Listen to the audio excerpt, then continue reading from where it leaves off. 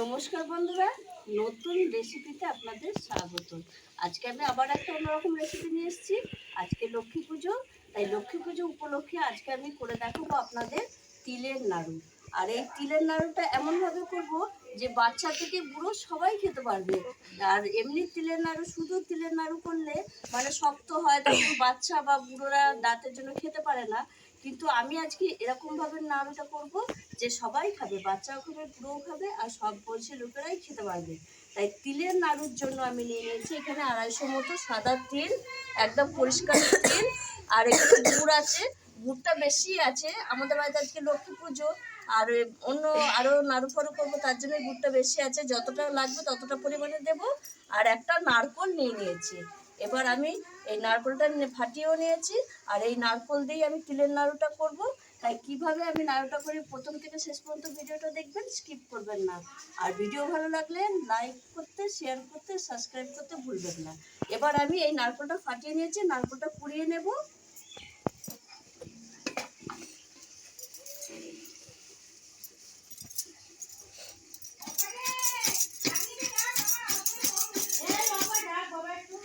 নারকোলটা এইভাবে কুড়িয়ে নেব। এই দেখুন বন্ধুরা, নারকোলটা আমার কোরানো হয়েছে। আর একটা নারকোলেই দেবো, 250 তিলের জন্য একটা নারকোলেই যথেষ্ট। আপনারা যদি তিল বা নারকোলের পরিমাণ বাড়িয়ে নেন তাহলে দুটোই বাড়িয়ে নিতে হবে। এবার আমি তিলটা দিয়ে দেবো ভাজার জন্য। আমাদের বাড়িতে আজকে লক্ষ্মী পুজো বড় করেই এদিকে সব পোড়ানো হচ্ছে। আমি শুধু তিলের নাড়ুটাই দেখাবো আপনাদের। তিলটা ভালো করে ভেজে নেবো।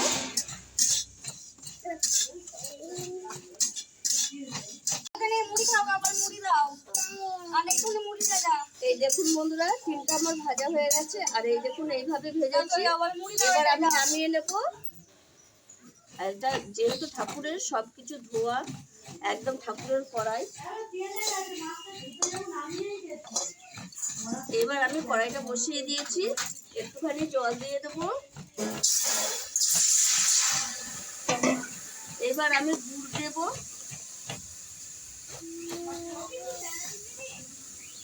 নারকেল গুড়,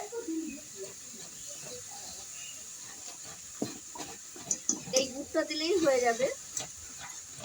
এবার এই গুড়টার সঙ্গে আমি এই নারকেলটাও দিয়ে দেব।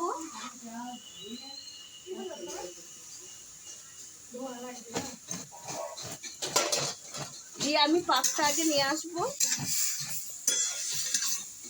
পাকটা আনার পর চিনি দেবো। বন্ধুরা, আমার পাকটা মনে হচ্ছে হয়ে আসছে। এবার আমি জলে দিয়ে দেখে নেবো পাকটা হয়েছে। বুঝবেন কি করে? জলে দিয়ে দেখবেন, জলের মধ্যে যদি ডেলা হয়ে যায় তাহলেই জানবেন।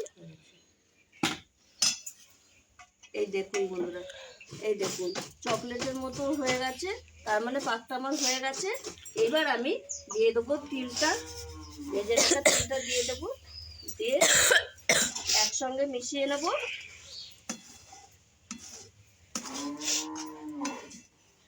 মিশিয়ে আমি নামিয়ে দেবো।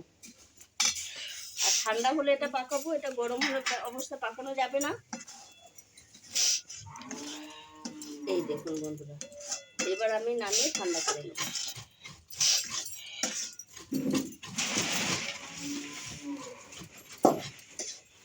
এই থালাতে ঠান্ডা করতে দেবো, ঠান্ডা হলে তারপর আমি পাকাবো।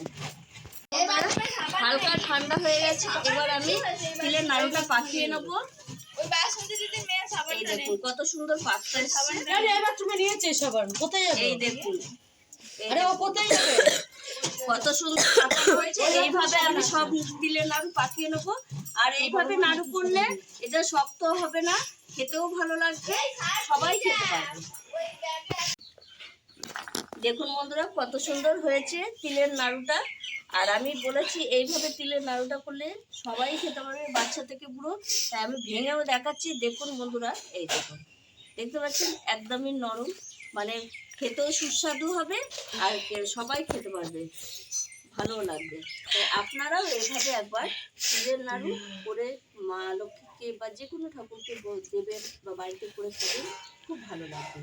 আর আমি যেভাবে রেসিপিটি করেছি একবার করে কমেন্টে আমাকে জানাবেন কেমন হয়েছিল। অবশ্যই ভালো হবে। আর আমি আমার এই ভিডিওটা আপনাদের ভালো লাগলে লাইক করবেন, শেয়ার করবেন, সাবস্ক্রাইব করবেন। আবার দেখা হবে আগামী ভিডিও। টাটা।